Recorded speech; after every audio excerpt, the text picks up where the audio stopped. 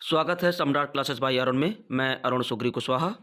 आज हम कला संकाय यानी कि आर्ट वाले जो बोर्ड में बैठने वाले हैं एग्ज़ाम में, तो 100% तैयारी कैसे करें, क्योंकि यहाँ पे हम देख रहे हैं कि लगातार आर्ट वाले बच्चे भी काफ़ी मेहनत करते हैं, लेकिन उनके शत प्रतिशत परिणाम नहीं आ पाते। तो कारण क्या है, उस पर चर्चा ज़रूर करेंगे। तो आइए शुरुआत करते हैं। अगर आप चैनल में नए हैं तो सब्सक्राइब ज़रूर करिएगा, ताकि आने वाला वीडियो आपको अपडेट के रूप में मिल सके।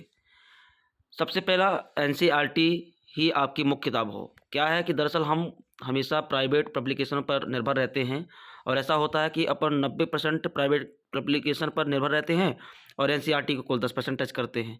कई जगह ऐसा होता है कि एनसीईआरटी बिल्कुल नहीं छू रहे हैं, है ना? तो परिणाम आने का कारण ना आने का कारण यही है, क्योंकि आप एनसीईआरटी को बिल्कुल भी नज़रअंदाज कर रहे हैं।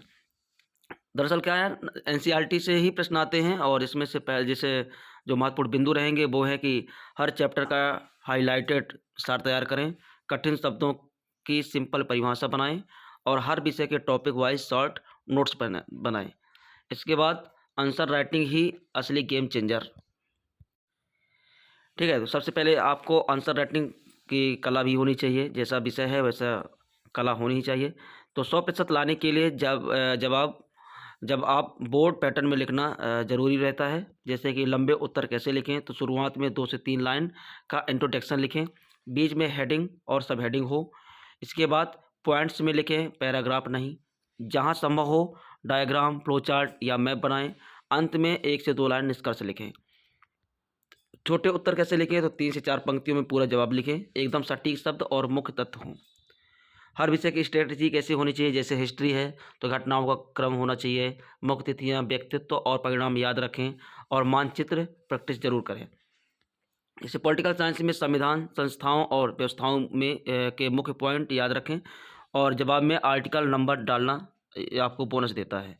इसके बाद जियोग्राफी की बात करें तो केस स्टडी, मैप प्रैक्टिस और परिभाषाएं साफ और शब्दांश होना चाहिए। इकोनॉमिक्स में ग्राफ, फ्लो चार्ट और शब्दों का डेफिनेशन अनिवार्य है। वहीं पिछले 5 से 10 साल के प्रश्न पत्र जरूर हल करें। जैसे कि रिपीटेड क्वेश्चन 40 से 50 प्रश्न जरूर आते हैं। टाइम मैनेजमेंट सुधरता है और लिखने की रफ्तार आपकी बढ़ती है।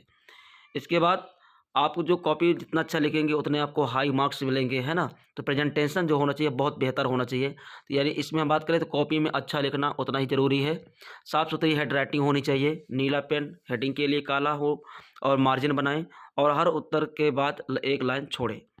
इसके बाद रिवीजन स्ट्रेटजी कैसा होना चाहिए, तो यानी फर्स्ट रिवीजन जो हो 10 दिन में हो, दूसरा रिवीजन 5 दिन में हो, और तीसरा रिवीजन परीक्षा से 2 से 3 दिन पहले हो जाए।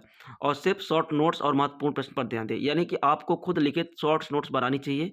अगर आपको शॉर्ट नोट्स का आइडिया नहीं तो बताइएगा, मैं ज़रूर थोड़ा सा बता दूंगा, क्योंकि मेरे पास काफ़ी सारे इसके नोट्स रखे हैं। ठीक है, इसके बाद टाइम टेबल बनाएं, तो कैसा रहे कि आप हर हर दिन 6 से 7 घंटे नींद लें, है ना?